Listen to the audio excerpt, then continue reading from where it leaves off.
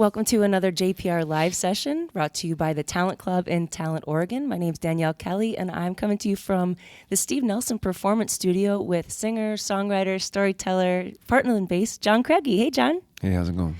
So good. My guest today is no stranger to JPR live sessions. We've had the pleasure of having you in our studios a couple times now. Thanks for coming back. 8 studio albums down, I think, a couple of live albums. Mermaid Salt is the new record that we are loving here on Open Air. That's the album that John is out in support of. Thanks again for being here today.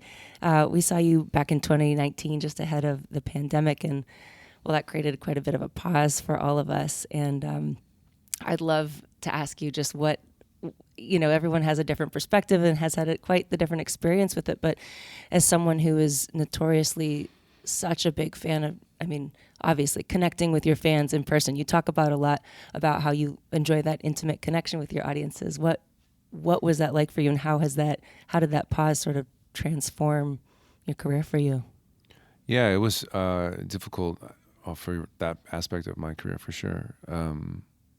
That's a big part of what I consider to be like that defined me, I guess, was the traveling and the playing live each night. And I think you get a lot of validation in music. Music's a very interesting art form. Probably the most physical validation you can get in any art form, right? If you're an author, you write a book and people read it, but you're not there when they're reading it, and I guess you could go on a book tour, but, and of course, if you're like a painter, you're not there when they're looking at it and stuff. So musicians are very lucky in that way. So on the flip side, though, I think our egos probably got very hollowed or shaky during that time. Mm. And also just not sure what to do with myself if I couldn't do that. But over time, I think I was able to settle into what the reality was. And probably a lot of us needed a little break, maybe. Needed is a strong word, but could use. So I began to sort of embrace that.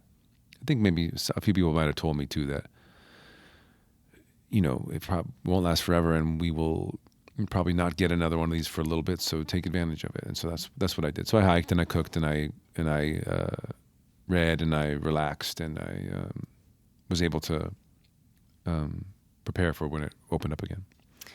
There was one part of the pandemic where there was this really sweet thing that you started doing in the evenings. I don't know if it was called lullabies. It was like bedtime lullabies with John Craigie. I was witness to that. It was really beautiful. Can you tell us a little bit about that and what that was like for you? Yeah, it's funny. I sometimes forget I did that because it's a bit out of character for me. I did a couple live streams in March, April, May when it was was the thing to do, But as much as I appreciated them, it really didn't. It kind of bummed me out a little bit because it was sort of like, it was kind of. This is a bad metaphor, but let's say you had the love of your life, and then you can't see them anymore, but you can look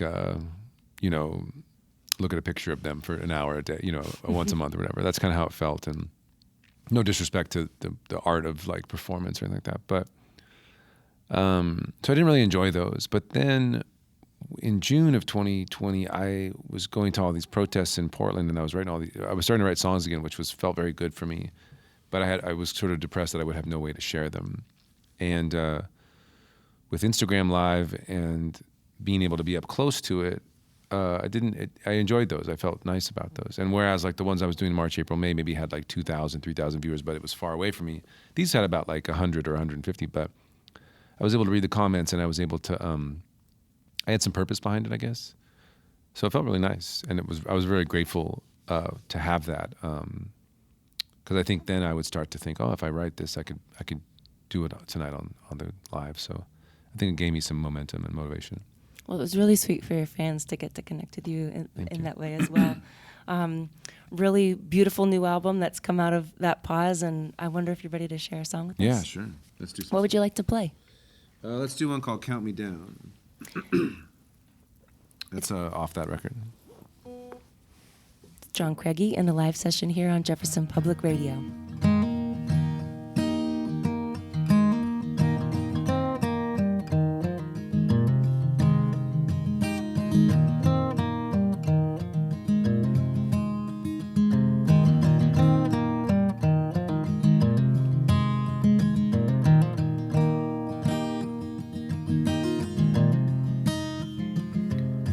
Once upon a time I'd be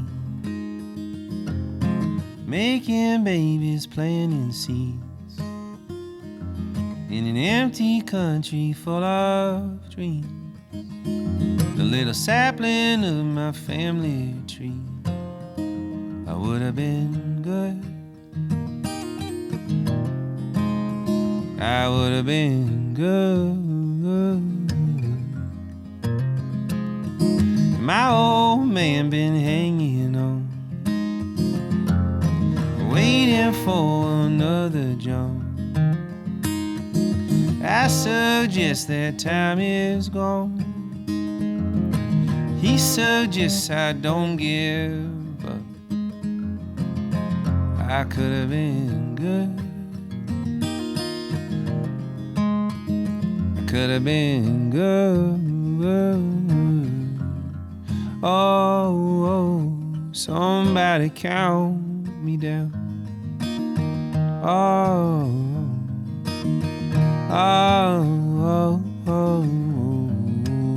Somebody count me down.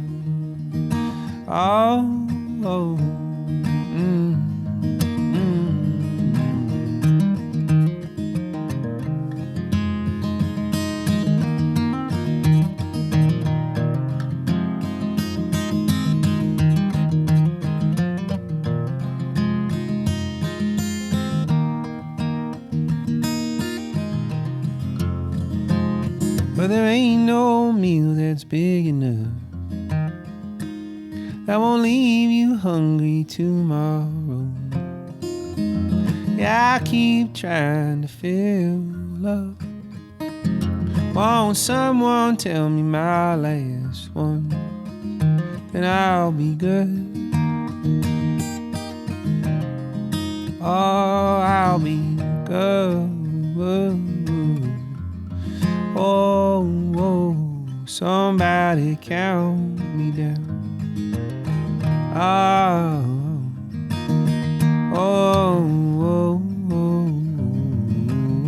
Somebody count me down.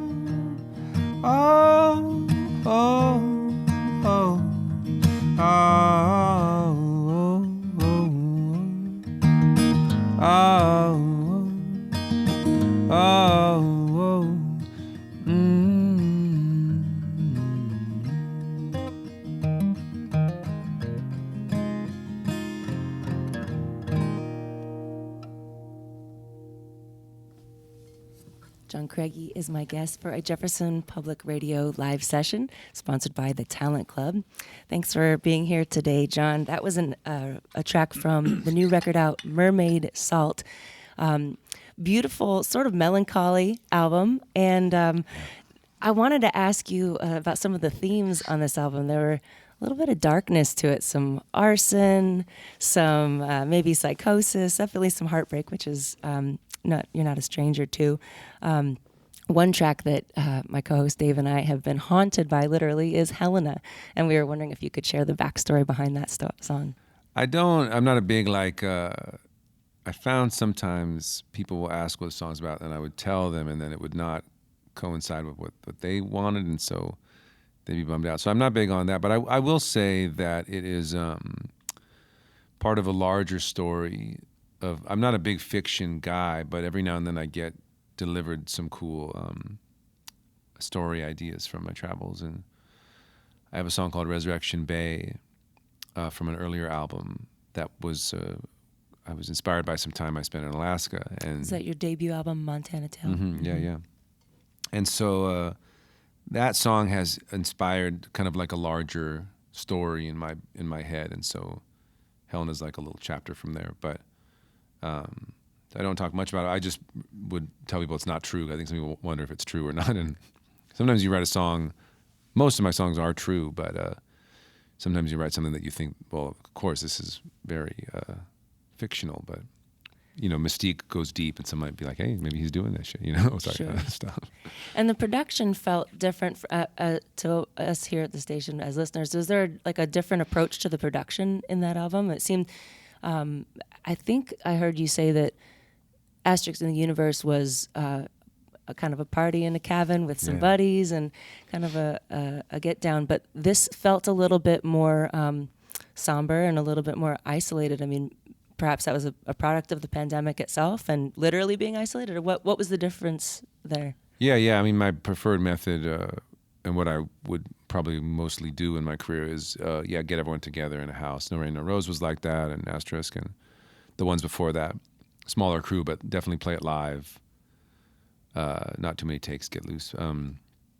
With the beginnings of Mermaid Salt, I didn't have that possibility, and I had a lot more time on my hand, and so I was messing around with a lot of things, loops on GarageBand and other things to sort of help explore the ideas. And then when I realized that I probably wouldn't get to do a big party in a cabin, I was talking with my buddy Bart Budwig, who engineers most of my records, and we had the idea to go out to his studio. He lives out in Enterprise, Oregon, out there east, and pretty remote. And we got 2 other guys, and then we just sort of 3 other guys, and we just sort of built the tracks around my demos and around the beats and stuff like that, which I had never done before, and I wasn't like morally opposed to. But probably if you would have asked me 5 years ago, I would have said that's probably not what I would do. But it seemed to be the most honest thing I could do at that time, right?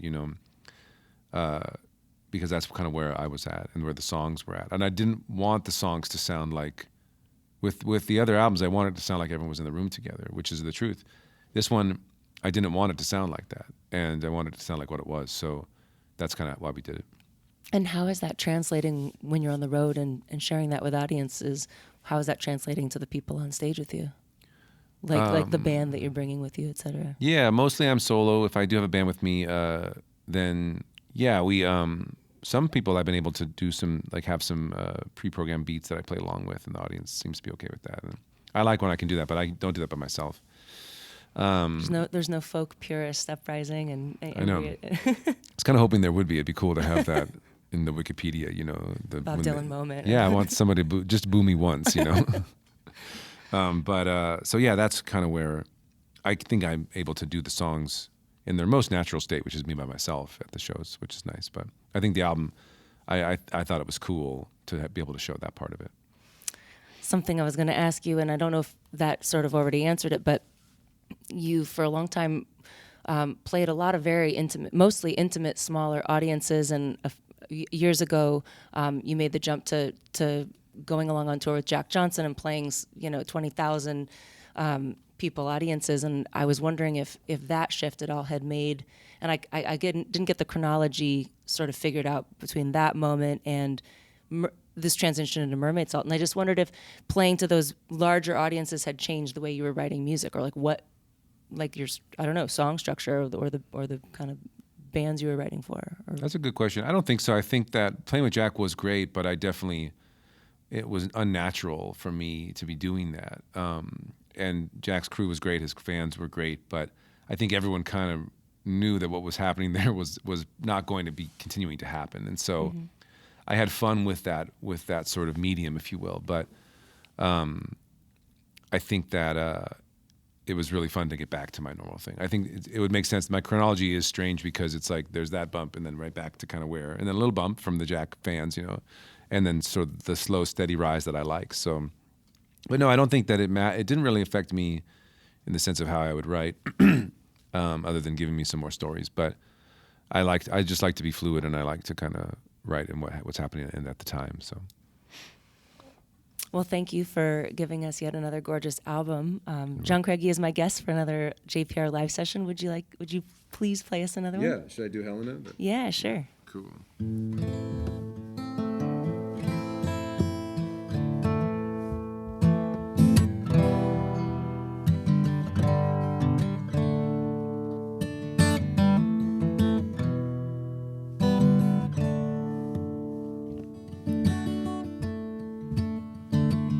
See, I was born dead, Mama told me. She said the devils, they didn't want me, and they left me behind for her to hold.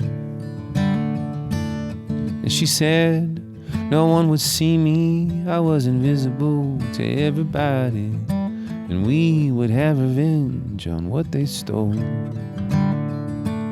She said fire was how we'd make him pay.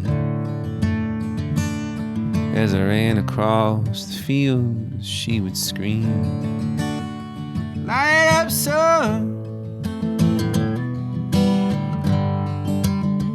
Light it up, son!"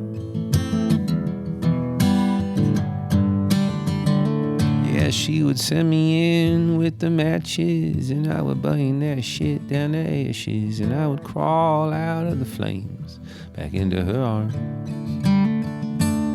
And she was right, no one could see me, I was her ghost, I was her banshee, and in our wake we watched Montana burn. Somehow they figured out that it was her, but it only made us run faster. Light it up, son! Whoa, oh, oh, oh, light it up, son! Oh, oh, oh, oh, light it up, oh, oh, yeah. Whoa, whoa, ah-ha.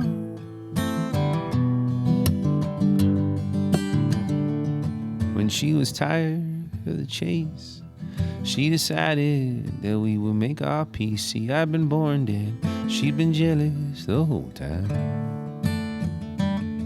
So she tied us both to the stairwell, made me light one last farewell. I could still hear her crying through the flames. And when the Helena police arrived at the scene, fire must have burned away my invisibility. They pulled me out, not a scratch they couldn't believe.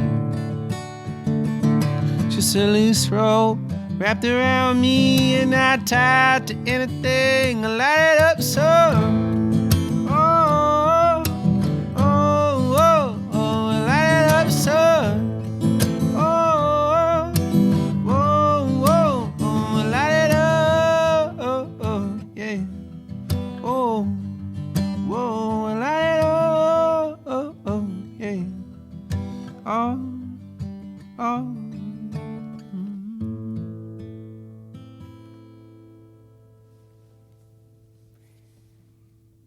John Craigie's Helena from Mermaid Salt here on Jefferson Public Radio.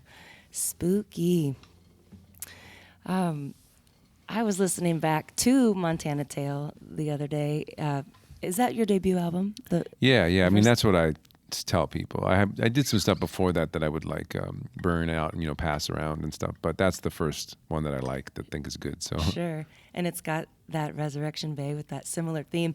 Yeah. On that album, there was a line that caught my attention as you're hanging out in this folk collective, sort of in Portland. It said, it was Mama Nashville. Mama Nashville, you got too many mouths to feed. Yeah. And I was just thinking how it was funny thinking of you recording with all the many folk greats that you're surrounded with in Portland, and wondering how that compared, what the scene.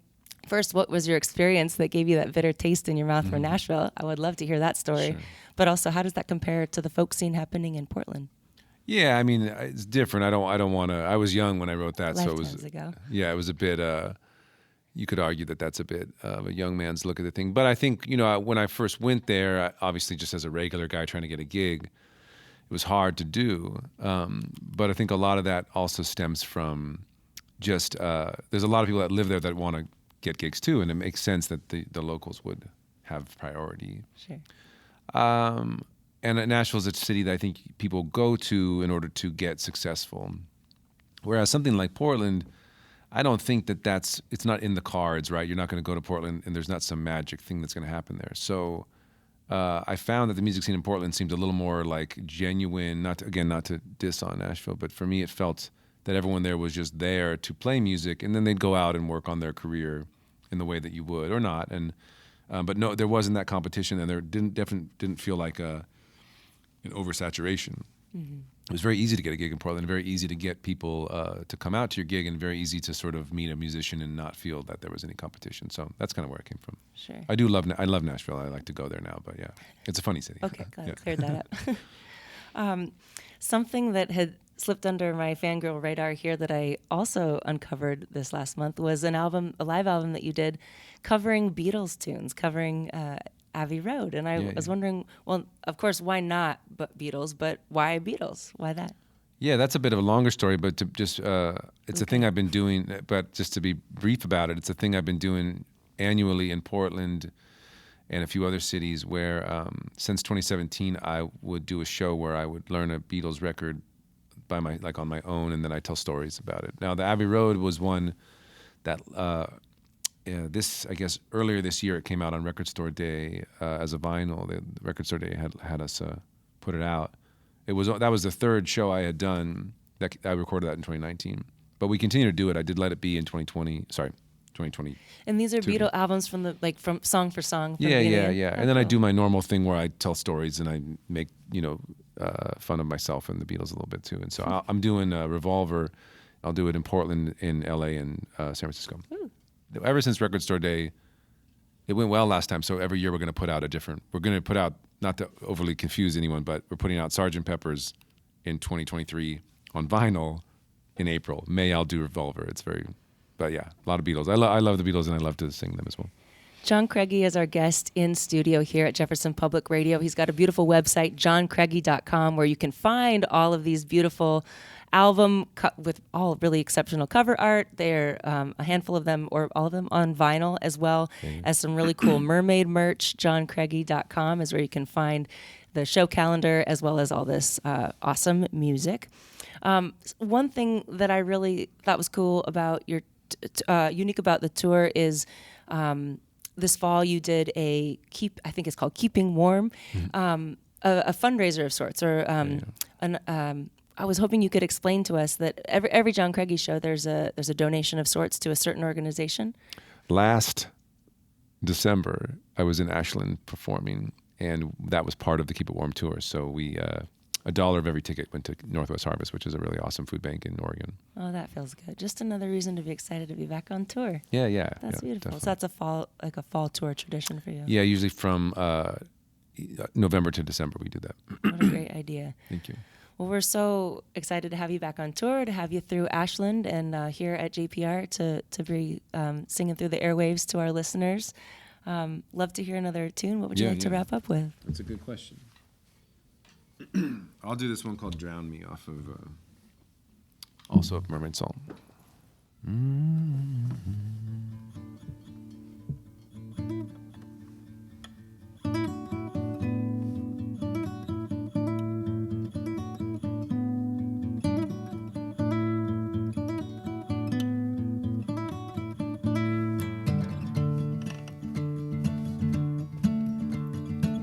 This air is tainted, I don't want another breath. Wrap your legs around me till I'm almost deaf. Drown me, baby, drown me, baby. I wasn't using my lungs for any good anyway. Them pretty boys, they couldn't handle your love. They all agree you're pretty bossy for what's up. Drown me, baby, drown me, baby. I wasn't using my lungs for any good anyway. I gave up sugar, babe, I kept the salt. Your little anchor ain't as heavy as you thought.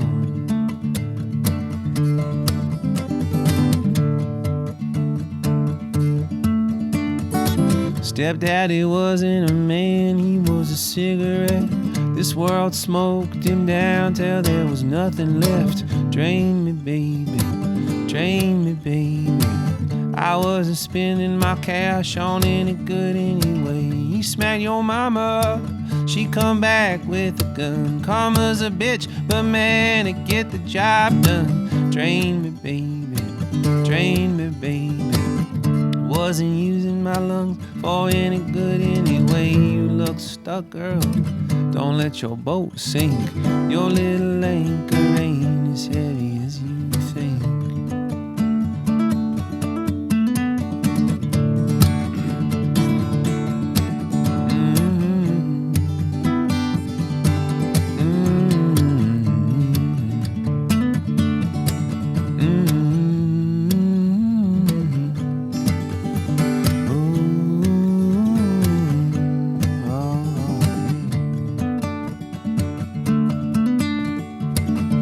the ex-clean, their act up isn't that nice. They want me back, I'm nice, but I ain't that nice. Break me, baby, break me, baby. I wasn't using my heart for any good anyway. First of all, child, I never said I was a saint. Second of all, don't you gotta be dead to be a saint. Break me, baby, break me, baby. I wasn't using my heart for any good anyway. Last time I checked, girl, we're both still breathing. Your little anchor ain't as heavy as your thinking.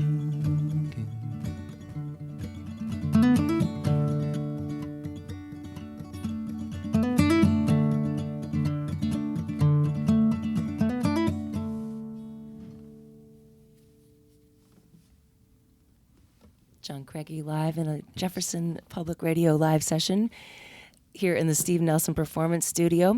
John Craigie is playing at the historic Cascade Theater in Reading Friday, March 2nd. You can find tickets at johncraigiemusic.com. The new record out is Mermaid Salt on CD, downloads, vinyls, and cute hats as well. Thanks so much for spending time with us here at JPR. And one more question. I'm just curious, what's on the horizon for 2023 that we should look out for? I got a bunch of things I'm working on. There's a band called TK and the Holy Know Nothings out of Oregon. You know those guys, yeah. And we're working on a record together. So that's the next project, and we've been recording them backing me up. It's really cool. So very different, the opposite of Mermaid Salt. Very live, fun, upbeat. Oh my gosh. Yeah. Well, please get that right to us. We can't wait Definitely. to hear it. Thank Thank you you so much for spending the time. John Craigie, this is Jefferson Public Radio live session sponsored by the Talent Club, talentclublive.com. Also more about John Craigie at johncraigiemusic.com. Thank you so much. Pictures and audio from this session will be up on our site later today. And also big thank you to John Griffin for engineering of this JPR live session. Open Air will continue right after this.